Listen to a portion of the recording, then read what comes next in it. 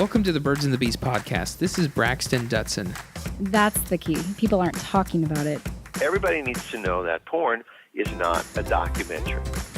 It's not like if we don't talk to kids about sex and sexuality, they're not going to hear about it. They're just not going to hear about it from us. They have tons of questions, they just don't know how to ask them. All you have to do is be one chapter ahead. You don't have to know everything. Just one chapter ahead of wherever your child is. All right, it's time for another episode of Birds and Bees podcast. This is Braxton Dutson, your host, and I am a licensed clinical social worker, certified sex therapist here in Salt Lake City, Utah. And every episode of this podcast is meant to bring you information from the top professionals in the relational and sexual health world.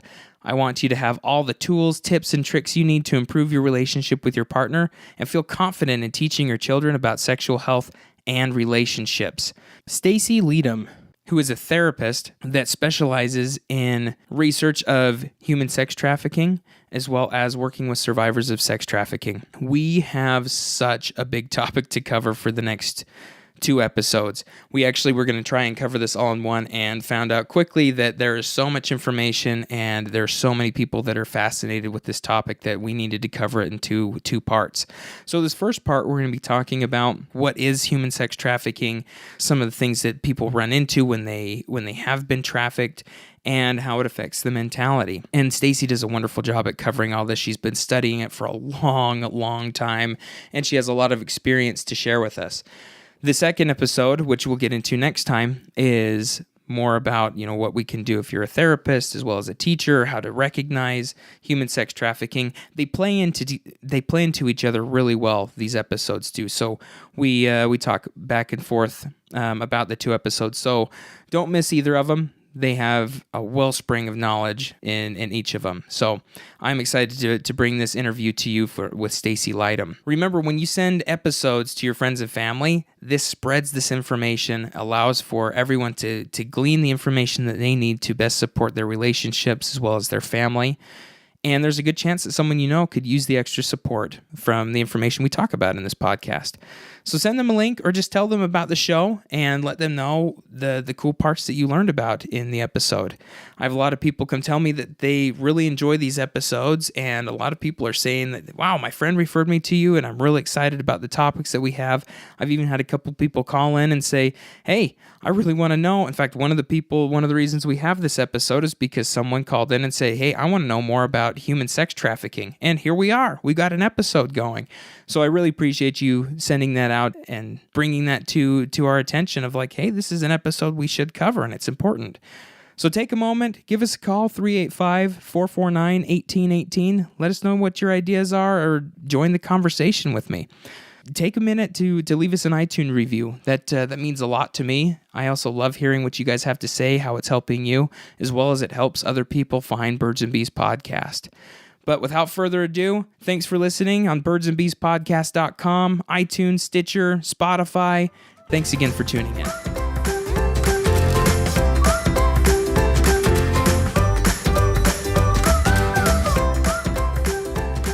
Welcome to the Birds and Bees podcast. This is Braxton Dutson. Thanks for joining us, Stacey. Oh, it's a pleasure. Thank you for having me. Now, today we've got a really good, we're actually going to have a couple, this is going to be a 2-part series as well, because we're going to be talking about human trafficking, specifically as it pertains to sex trafficking. And Stacey's been doing a lot of research, and this has been, everything that you've been researching for the past, how long have you been doing your doctorate for? So my doctorate took about 4 years, and I have been doing research on the clinical implications of working with survivors, on offender typology, and on kind of increasing the awareness to human trafficking on a national and also international level. That's probably closer to 5 or so years. 5 or so years, all right. So you've been doing this quite some time. Yeah, safe to say. And I'm curious about what got you into researching this, into being, the therapist that you are. Tell me a little bit about how you got to this place. Yeah, so every year in Ohio, we have the AOCC, which is the All-Ohio Counselors Conference. And I attended for the first time in my master's degree in 2014. And one of the sessions I went to was about human trafficking. And I had never heard of it. I think I had seen the movie Taken, had a really distorted view of what trafficking truly looked like. And so this entire session was the survivor's experience being trafficked out of her own home by her partner for the better part of 3 years in her high school experience. And since then, she has since become a huge advocate for trafficking awareness, for legislative advocacy. She's since had children, has had, I think, several marriages. And she said, despite all of the things she's done, all of her advocacy, all of her counseling, if her trafficker were to walk through these doors right now, she would go with him. Wow. And I remember just sitting there. Yeah, wow is right. That was my exact same reaction, just thinking, how could someone have experienced something so traumatic that even so years later, you're willing to leave all of your progress and everything you've created to go back to him? Mm-hmm. And I just couldn't wrap my mind around that. And I thought to myself, I've just got to learn more about this. So that's really kind of what got me interested in this social justice issue. Wow. That is, I mean, that's amazing to hear that. I'm really excited to get into kind of the psychology behind some of that, because that's intense to think that all of that, what she's done has become so amazing, and she's helped so many different people. And for her to even know, you know what, it'd be easy for me, or I would end up going back had he walked through the door. Like, that's fascinating to me. Yeah, and it really speaks to that power of the trauma bond. The trauma bond.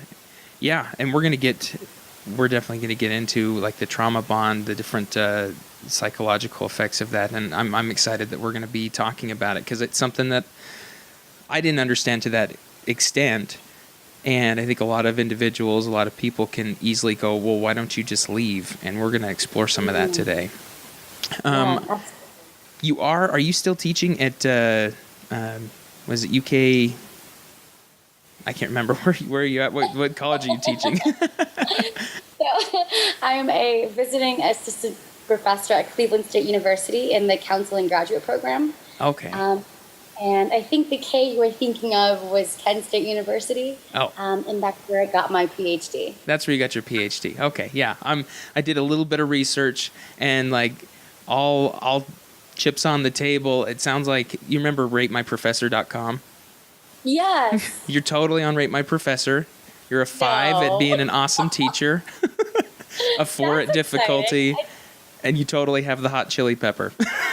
Oh boy. That's the dream. No, I was like, okay. I wonder. I didn't know. I was checking to see what some of your history was, so I could put it in the notes and things like that. And I was like, no way, Rate My Professor. I couldn't remember. Or I forgot that was all there, and you're totally on it. I didn't know the kids were using that still. Me neither. But kids use it. You scored high. That's good news.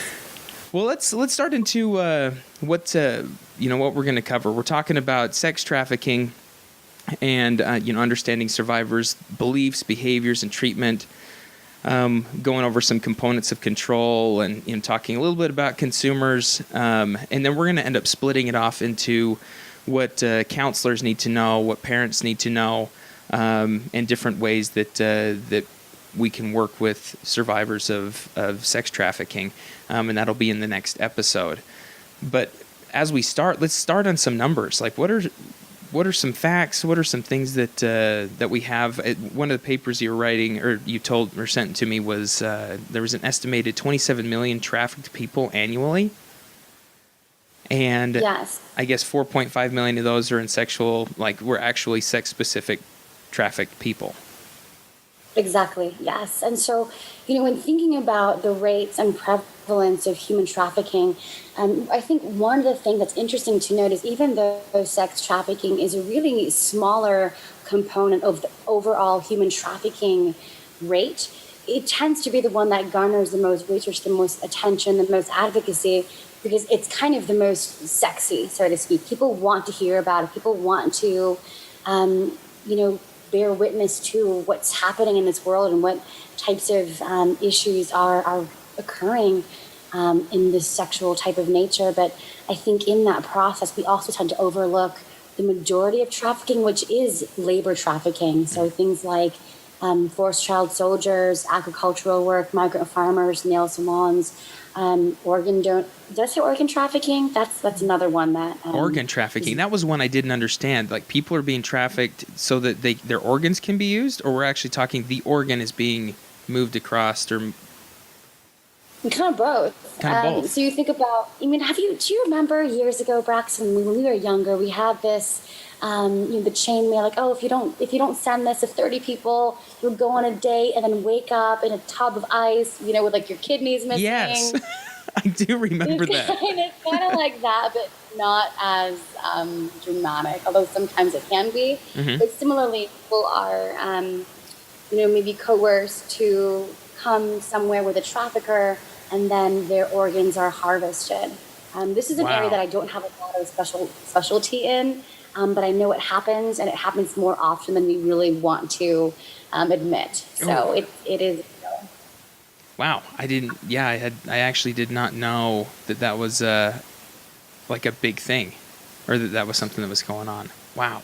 Yeah, I think this is primarily in the black market. Someone says, hey, I'm on the market for a kidney, a guy? And someone says, well, I might be able to find one. And people will pay a lot of money because you think about, getting on a donor list, it can take years and it's terribly expensive to get different organs. And so, if you want a new organ, the black market can be a great place to go. But in that, you're also perpetuating, organ trafficking. Yeah, another form of human trafficking, a part of the trafficking network. So sex trafficking is the most sexy when it comes to people saying, yeah, this is, sex trafficking, human trafficking, and some of the bigger ones are labor trafficking and agricultural, things like that.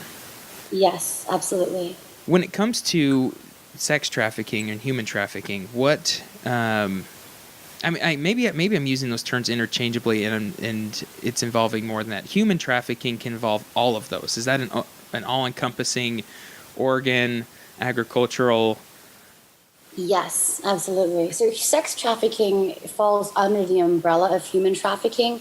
Human trafficking in and of itself refers to the recruitment, harboring, transportation, provision, or obtaining of a person for labor or services, typically through the use of force, fraud, or coercion. So all of those things is human trafficking, and then sex trafficking occurs when those things are done to obtain someone for sex. Okay.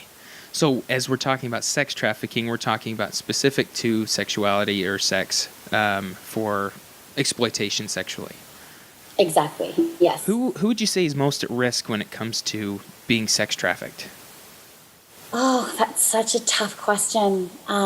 So there are a lot of different risk factors that might influence someone's vulnerability.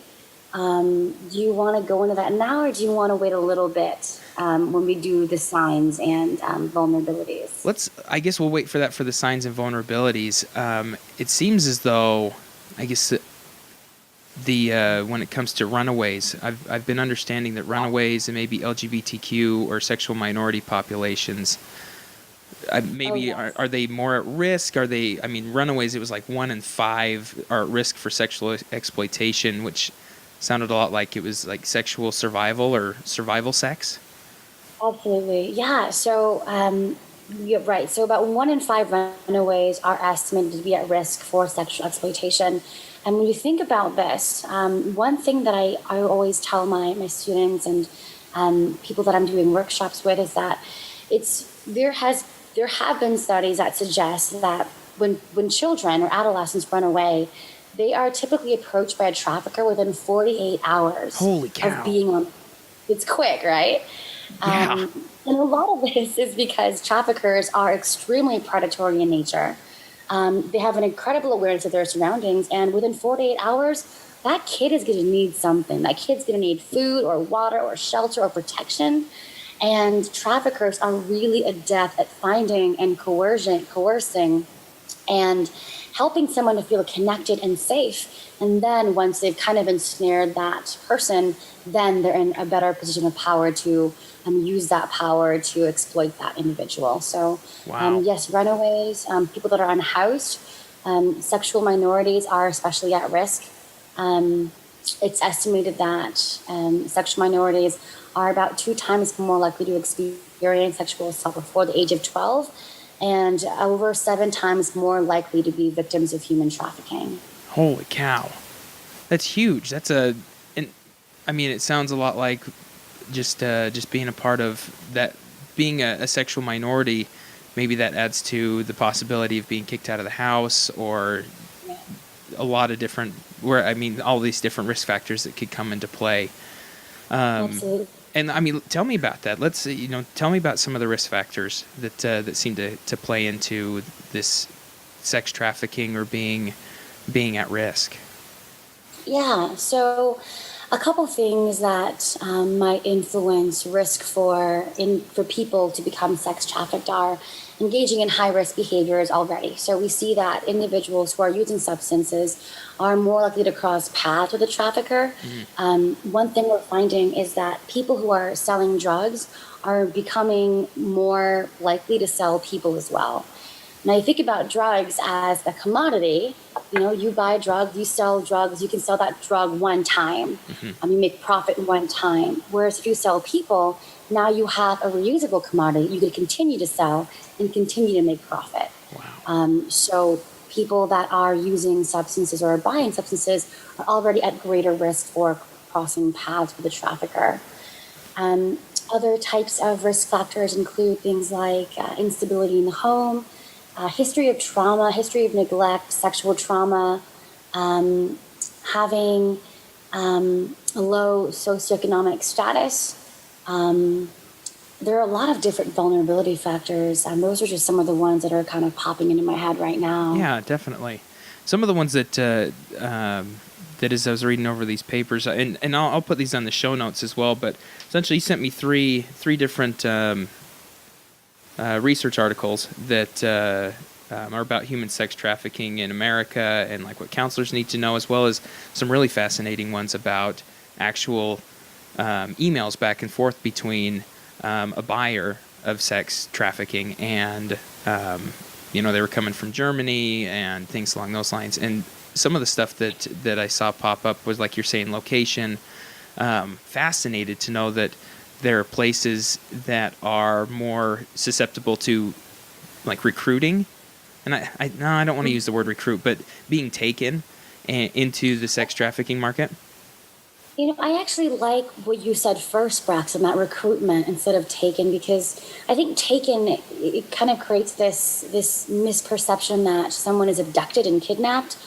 And even though that does happen, it's not the majority of cases. The majority of cases are kind of recruited and coerced into sex trafficking trade. Oh, gotcha. Yeah, so being recruited then.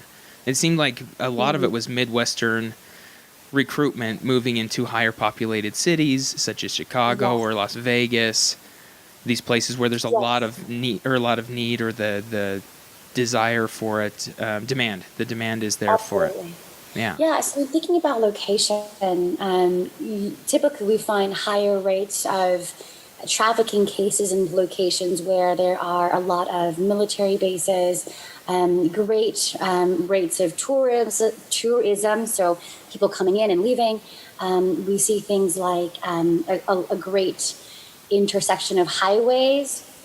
These are some of the location vulnerability factors. And when thinking about location, there are a couple of different types. You have bidirectional recruitment and destination locations.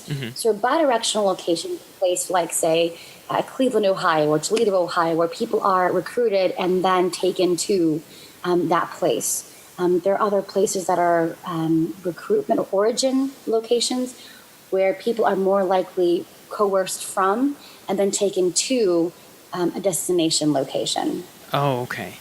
So a bidirectional place, you could be recruited and sold in that same area versus being recruited and then taken to another place, things along those lines. Right. And so both of the research articles you mentioned were ones that I did with my research partner, Dr. Jesse Bach. And we had some individuals from Germany who were actually purchasing or trying to purchase children in Ohio for sex. And of course, these were part of FBI sting operations. And so no children were actually harmed or even at risk for this. But you see this individual from Germany coming to a whole different origin location with the intent to purchase children for sexual exploitation. Wow.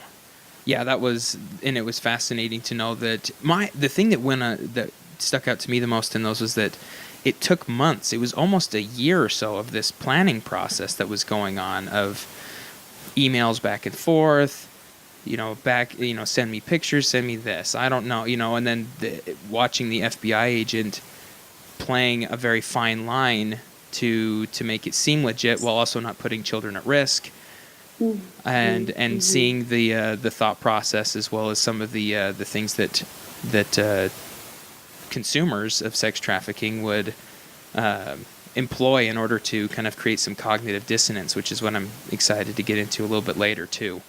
But I'm wondering can you tell me a little bit about the Trafficking Victim Protection Act? Like, what does that entail? Yeah, so the Trafficking Victim Protection Act, we just call this the TVPA, and this was enacted by Congress in 2000 with the intention to protect trafficked individuals, to prevent trafficking, protect victims, and prosecute traffickers. There's since been a couple different reauthorizations, each of which have increased focus to victim-centered issues. But this is the act that identifies severe forms of trafficking in persons as sex trafficking, in which a commercial sex act is induced by force, fraud, or coercion, or in which the person induced to perform the act has not yet attained 18 years of age. The second part of this talks about the recruitment, harboring, provision, or obtaining of a person for labor or services, and that's the part we typically use to prosecute buyers and traffickers. So before the TVPA, we didn't really have the language in place to prosecute the buyers and the consumers and the traffickers. Really? So with this recruitment, the harboring, the provision, the obtaining, that obtaining part is especially helpful because that is what we use to prosecute the consumers or buyers. So that gives it a way for you to be able to prosecute anyone that is in any type of wanting to or showing intent to buy someone. Exactly. Wow. Yeah. I'm curious a little bit about, so we've got this, we can prosecute now. What are some things that happen to victims neurologically? I mean, you were talking a little bit about self-efficacy, and I mean, you told the story about that woman that said, I would still go back, and it kind of is a mind switch for a lot of people to think, why would you go back to someone that's caused you so much harm? Do we have any insight on what's going on neurologically or in the thought patterns of people that have been recruited into sex trafficking?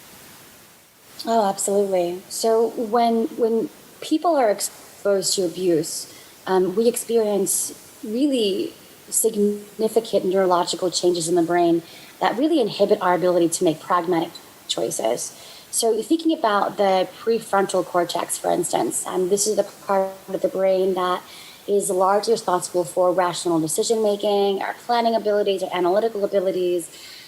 Even though it's the most highly evolved brain region, it's also the most susceptible to the effects of stress. And so mild stress alone can lead to rapid and dramatic loss in our ability to make rational decisions. So when thinking about ongoing severe stress, you're seeing, more neurological changes that really negatively affect someone's ability to plan things, to make rational decisions, to make pragmatic choices. And so coupled with extreme fear, and so now you've got the amygdala, which is that almond-shaped part of your brain that stores deep emotion but has no sense of time. The amygdala becomes hyperactive, and the prefrontal cortex is unable to really function.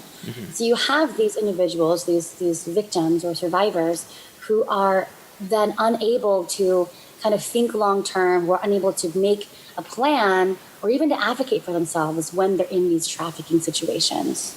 Wow. So it almost becomes kind of a place of, this is where the Stockholm syndrome, or you also used another term, was that, what was the other term that you used? Bond? Yeah, the trauma bond. That's where these come into play, is the Stockholm syndrome. What would you say the difference between the trauma bond and the Stockholm syndrome is? Well, I think, that's a good question. And I think I'm not sure. Mm-hmm. My guess would be it would depend on the situation. And I think in a lot of ways they're similar, but what the trauma bond is really, it's a combination of a sense of gratefulness for being allowed to live with this fear of harm from the trafficker. Understood. And so the trauma bond is more, because Stockholm syndrome, from what I understand, again, I'm kind of going out there as well, as Stockholm syndromes, there's this creation of like, this person really, there's this trauma that happens, or someone's, been kidnapped or something. It's like, oh no, this person really cares for me and things like that, where a trauma bond might be like, oh my gosh, this person allows me to live, and this is, they're very so gracious for me to be alive. Exactly. Versus almost a romanticized relationship, which it seems kind of like Stockholm syndrome throws into there, but they seem quite similar as well. They do, and I think a lot of it overlaps, but kind of, to your point, Braxton, it is this sense that this person might beat me, force me to have sex with multiple people a day, but he also brings me my favorite treat. He provides condoms, so he must care about me. Underneath, he must not be so bad after all. But for a lot of individuals, these people, and I'm mindful to say people and not women, because I don't want to minimize the fact that a lot of men, boys, and LGBT individuals are also trafficked. Mm-hmm. So these people are truly in love with or in a relationship with their trafficker. So we see a lot of cases, or I see a lot of cases, where people fall in love, they're in a partnership, and then that partner turns around and says, if you loved me, you would do this for me. If you really were committed to me, you would sell your body to help pay the rent, or whatever form of exploitation they're throwing out there. But in a lot of cases, these survivors really are connected with and deeply, sometimes intimate with, their traffickers. Mm-hmm. And so there is this sense of connection with, or the sense of indebtedness to these individuals in some cases. And when it's women especially, women tend to have this tend and befriend response in times of stress. Uh-huh. So now you have, on top of the trauma bond, you have this greater proclivity for women to have this trigger desire for attachment and for caregiving behaviors in times of stress. Wow. So women, we already have this almost built-in tendency to seek social bonds for protection in times of trauma and stress, which then increases their desire to want to protect their trafficker, which is, kind of the reasons why it's tough to ask a survivor to testify in court, is because a lot, they feel unsafe, or they really genuinely don't want to because they think he's really a good guy underneath. Yeah. Just because and in these situations, it's this, the ensnaring, the creating dependence, taking control, and then moving into total dominance. It's that ensnaring piece that really seems to grab onto what you're saying. They were not, or like at the very beginning, they bought me all these things. They were protecting me. They had all these. There's a baseline that these traffickers essentially create. That then once the trauma begins, the survivor or the victim at that point in time is being used against them. Absolutely, yeah. Wow. I mean, that gets really deep when it comes to, this person really cares for me. I've seen it. I've experienced it. So they made me have sex with people a couple times, but that's because we're having a hard time, or that's because he doesn't have enough money to take care of me the way that he has been. Mm-hmm. Those are some of the stories that I've heard from all that. Yeah, absolutely. Yeah, and I really appreciate that you so flawlessly incorporated those different stages of grooming. Nicely done. Thank you. There were things that stood out to me, or at least the stages of grooming there, the creating the dependence and things like that. That ensnaring, the process of this grooming is, I don't know, it's mind blowing to me that how, like you said, the person is very aggressive, and these are some of the patterns or some of the ways that that they're using to be that aggressive. Right. And so this is the way that I have found most people become trafficked is through this process of ensnaring, creating dependence, taking control. So, when thinking about ensnaring, this is when a trafficker identifies himself as a trustworthy and valuable person in the victim's life. So that victim might not have a lot of social support. They might not have parents that are around that they really connect with. They might not have a lot of friends. And, especially children, adolescents, they have this real need and desire to have connection. That's their primary drive, is to seek social connection, to seek partnership. And so here comes a trafficker, again, adept at identifying those vulnerable people. And they say, hey, I see a lot of value in you. You are so pretty. You are so smart. Let's hang out.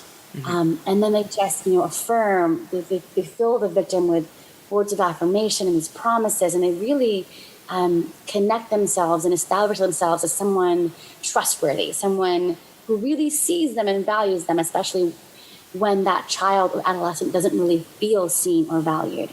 So then, once they've been ensnared, traffickers then tend to create dependence. So this is a stage where traffickers gradually separate the victim from their family and friends. They might provide resources, they might provide gifts, they might say, well, your family and friends must not really love you. If they did, they'd buy you this purse that I just bought you, or this makeup, or these shoes you really wanted, or they would take you to get your hair done or your nails done, or any number of things. And so now this trafficker is even more demonstrating his value in that person's life, while creating distance between that victim and their family and friends. And then after their independence, now they take control. So this is characterized by a shift in behavior from caring and supportive to controlling and possessive. So this is when you see traffickers start to use physical violence, threats of violence, sometimes drugs to really take control. They might control what the person wears, who they see. They might start to pick them up and take them to different locations. This is the part that really is the shift in the relationship, where now they say, if you really loved me, you would do X, Y, and Z, or else. And that's where that force, fraud, or coercion kind of comes in. Yeah, so it switches from, look, this is how I'm showing you that I love you and your parents aren't loving you and no one else loves you, to, well, now you've got to show me that you love me.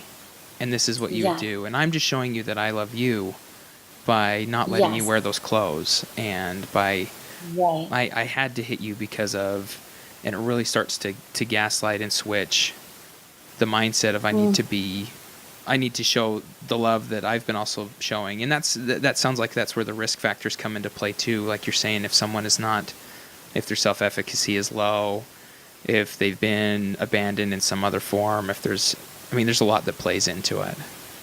Absolutely. Yeah. And especially one of the areas that I work with clinically is in addiction, and primarily opiates. Ohio is kind of one of the hubs right now for the opiate crisis. And I've had many cases where people are being trafficked by their dope boys. So they meet someone, maybe they were taking prescription medication, developed a tolerance, an addiction, and the person says, well, I know you don't have the money, but let me front you these drugs because I like you, because I really enjoy spending time with you, or whatever. And then the person says, that sounds really great. Thank you for being so helpful. And then over time they say, well, I know I fronted you these drugs, but if you like that, you're going to love this. And then they offer them heroin.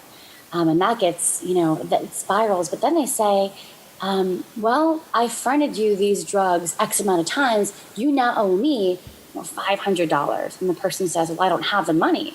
And the person says, well, if you don't have the money, I've got another way for you to make that up to me. And they fall into this drug debt, this inescapable debt, where now the person is trying to pay off the cost of the drugs that have been provided for them before. And so then they never pay it off. Like you can never pay it off. It No, becomes too because then the much. trafficker says, "Well, I know you met the quota for the day, but I also bought condoms, and I booked a hotel room, and I am providing, X, Y, and Z. So now there's that cost on top of that, whatever debt is left." And so the trafficker continues to add these random costs so that the person is kind of stuck in this cycle forever And there's no until books they're or no anything. longer. Yeah. Say again? I said, and there's no books. There's no way for the person to be like, no, we're square. And even if there is, there's some other way to, again, it's coming back into, I love this person, or this person's done something nice for me, and it really blurs lines between what is, what decisions they can make, and what they're being forced into, and how they've been manipulated. Absolutely, absolutely, yeah. Having worked with a lot of survivors of sexual assault, what I saw there a lot was people would say, if I was in that situation, we always get these if-then statements, essentially. It's like, if I was in that situation, then I would just run away. Or I would say, sure, yeah, take me to this place. And then I'd run to the police, or I'd run and fight them. Or if I had a chance, I'd get out for sure. And I wonder if this also shows up in when people talk about survivors of sex trafficking. We're like, why don't they just leave? That's a stupid reason to stick around. Do survivors experience that a lot? Well, I think that, so yes, the challenge you describe where people think, well, if I was in their situation, I would do this. Mm-hmm. As much as I wish it was that easy, it's so much more complicated than that. Oh, yeah. To a victim of sex trafficking, their situation is truly characterized by either real physical violence or threats of physical violence, not just to themselves, but in some cases to their family, to a partner, to a pet, to people that they care about, or even in an attempt to protect someone or to protect their own reputation. Wow. And so there are cases where, say, a trafficker befriends someone, they enter into a relationship, or they fake a relationship with a person. Mm-hmm. So now they know where the victim lives. And so the trafficker might say, well, if you don't do this, I know where you live, I know where your parents will sleep, and I will kill them. And so there really is a threat of violence to these people's loved ones. Or I've seen cases where traffickers say, if you don't do what I say, I will withhold your drugs, or I won't provide the money to help pay for your child's medication, or I'll kill your dog. I've had a case where a trafficker was able to obtain compliance, so to speak, with a client because a client of mine, but before that was a survivor. The person who was under the control of a trafficker said, "No, I'm not going to do what you want. I can stop this, whatever." And the trafficker said, "Okay, well, we'll see." And she woke up the next morning and her dog had been brutally murdered and left for her. And so after that, she knew this person was dangerous and real, and for the better part of 2 months was trafficked actually out of her own home by her older boyfriend, who's also a trafficker. So he would pick her up, take her to school. After school, would take her to different locations around the neighborhood or in a different city, and then take her home at night. And so for about that period of time, she was trafficked. Wow. That is intense. It is not, that goes into saying that this is not well, I can just leave the situation. Why don't I leave the situation? There's so many facets that come into play when someone is wanting to leave, or feels like they can't leave, or continues to make the decision to be a part of this world because of the trying to stay safe, or trying to I don't know, an array of different things. There's so many different reasons why getting out of sex trafficking is more than just, well, you just walk away. Yeah. Right. Yeah, exactly. And when considering the fact that a lot of trafficked people already were targeted because of their low self-efficacy, because of their disconnectedness from, a social group, a lot of these people have already experienced trauma, whether it's sexual abuse or neglect or emotional abuse. So, those neurological effects we talked about earlier have already put them on a severe backdrop of inequality. And so because of their history of trauma early on, they're already less likely to be able to make these pragmatic, rational decisions that most people who have not experienced trauma would have maybe a different experience in given that situation. Mm-hmm. Yeah, wow. And you mentioned Taken a little bit earlier on. Like, what are, as you've done research and as you've worked with people, do you see any problems when it comes to like how the media has portrayed sex trafficking and how it actually occurs, or how, other than Liam Neeson isn't chasing down everybody and being able to, I don't know, he does a lot of things in those movies. Gosh, if I had $1 for every time someone asked is sex trafficking like Taken, I would have a lot of dollars. I wish that was the case. Not that it was like Taken, but that I got $1. Oh yeah, for real. I get those. I'm glad we clarified. I think the movie Taken. So, on one hand, it did a really good job of bringing the concept of sex trafficking to kind of the more mainstream awareness, right? So it brought trafficking into the zeitgeist. That being said, the way that it did kind of kept it in a way that helped to keep people feeling safe. So they provided this really extreme abduction that, even though it was great for television, this extreme abduction scenario is actually not representative of the diversity of trafficking experiences. So you see kind of this disparity between how the movie Taken portrays trafficking and the way it actually is.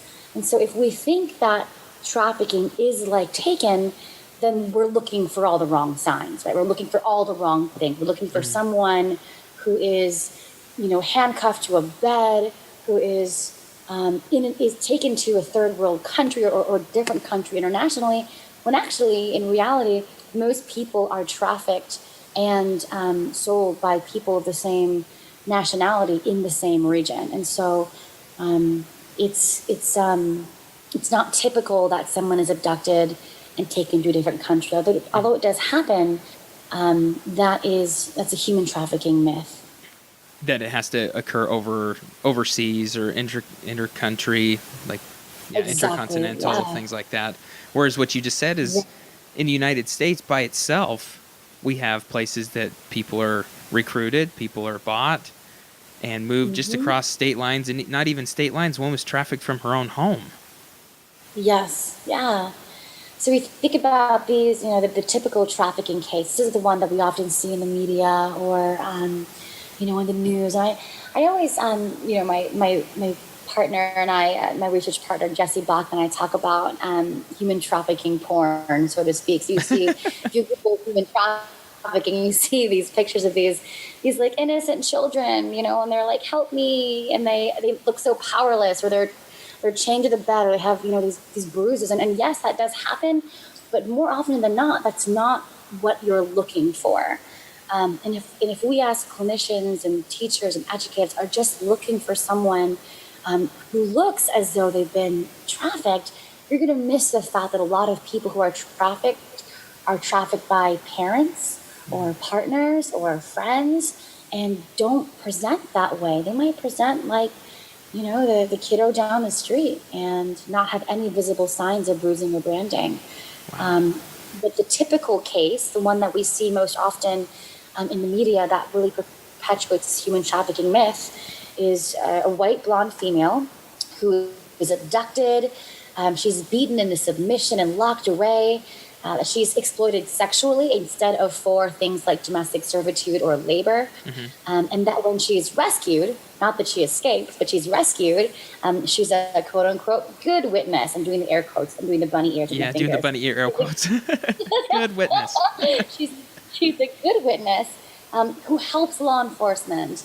And she's willing to be a witness to her trafficker's court case. And so that's not typically what we see. So you're describing Elizabeth Smart's case versus the majority of what happens.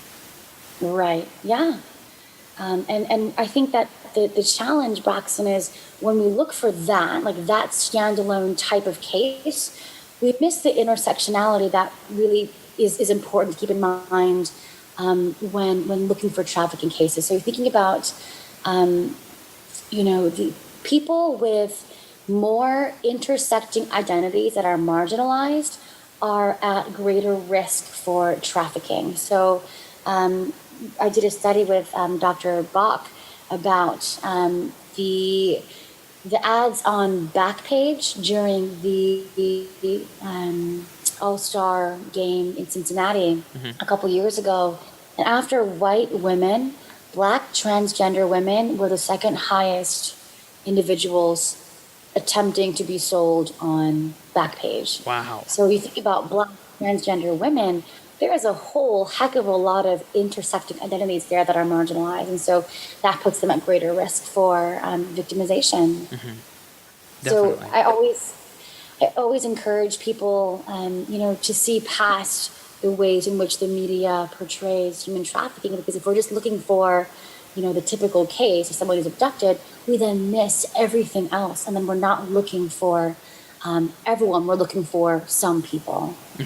Just very non-typical extreme cases is what we'd be looking for. Exactly. Yeah. So, and we're going to talk more about that in the next episode, about what to be looking for, ways to react, things along those lines. And I'm curious, what, in kind of wrapping up this episode, when it comes to, parents are probably asking, well, how do I protect my child then? I know there's no fail-safe in protecting a child, but I'm curious about what some of your thoughts are when it comes to what a parent can do to help their child, or best protect their child to a certain degree of knowing that it's not a fail-safe, but how can parents help out the most? Yeah, I think if you're a parent and you're worried about your child becoming trafficked, don't wait until something happens. Don't wait until something happens in your child's life or in your community. Take action now. Talk to your child. Get to know your child. Get to know the people your child is hanging out with. I think that especially for young girls, it's important to teach them to value who they are and not how they look. So reinforcing qualities about the child and not their physical appearance. So saying things like, you're so smart, you're so funny, instead of you're so cute, you're so pretty, can really do wonders in teaching your kiddo to value who they are as people and not how they look. A couple other thoughts I have include things like online safety. I think individuals these days have a really distorted idea about what friendship means. And so just because you're friends with someone on Facebook doesn't mean it's friendship, right? Yes. So delineating the ways in which social media might have redefined what friendship really is. And then, one thing that I think is really important too, especially with not just girls, but also, young boys, is to teach children to set boundaries, and that setting boundaries are okay. How many times as a kiddo, do parents say, oh, like, do you want to hug Uncle so-and-so, or do you want to hug Aunt so-and-so? And the child says, no, I don't want to. But it's hugged anyway. And really what's happening is, even though parents think, oh, it's fine, that child said no, but was hugged anyway. So this sends the message that the child is not in control of their own body, that their consent doesn't matter. So even though as parents, it can be tempting to think, oh, well, I don't want my kid to grow up, to be disrespectful. I do think it's important to honor your child's boundaries. And the child says no, honor the no. Teach that child that their words are important, their words are meaningful, and that consent should be respected, and that your body is your own. So if a child says, I don't want to hug that person, don't make your kiddo hug that person. Good call. Being able to one of the things, or as you were saying some of those, I start thinking of as well, when we look at what the risk factors are In Utah, there's a lot of issues when it comes to LGBT, and then families kind of disowning their child or kicking them out after they come out. It's like, oh my gosh, you're not a part of this family. And a lot of times it becomes an emotional reaction, and they don't necessarily mean that, but you've got a child that is then homeless for a little bit, and even to the certain extent that some remain homeless. Yeah. If you're worried about your child being trafficked and they come out as LGBT, or you've got a child that is, running away, or you're trying to saying like, well, you're going to sleep outside or whatever it may be, and this child all of a sudden becomes homeless, then you're putting them at a very high risk within 48 hours to be approached by a trafficker. Absolutely. So in protecting them, I would say that if you have an issue with your kids, let's not make them homeless. Right. Yeah, keep them safe. Keep them safe. Keep them safe. As much as that sounds kind of on a ridiculous note, it's here in Utah. I'll speak from Utah. It's an issue. Mm-hmm. Yeah. I actually looked up in preparation for our talk today. I looked up the statistics in Utah. So since December 31st, 2017, there have been 102 calls in Utah for human trafficking, with 33 trafficking cases.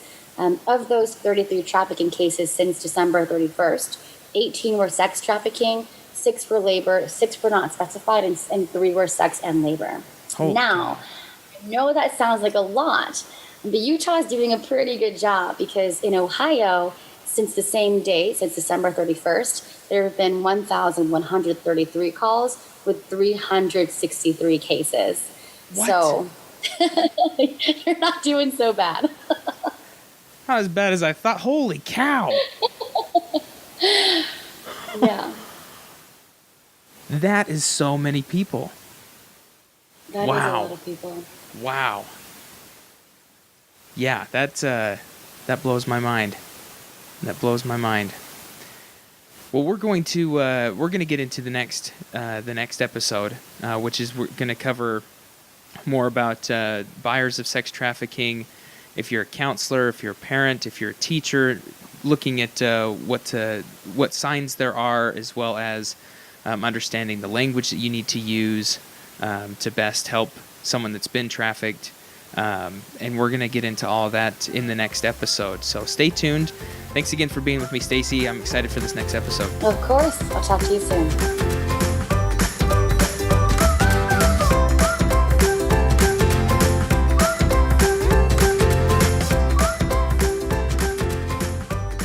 This has been another episode of the Birds and Bees podcast. Thank you for tuning in. If you have any questions about the show, comments, or questions you would like addressed in another episode, please give us a call at 385-449-1818. Leave your voicemail and your question, or you can also email us at birdsandbeespodcast@gmail.com, or visit us online at birdsandbeespodcast.com.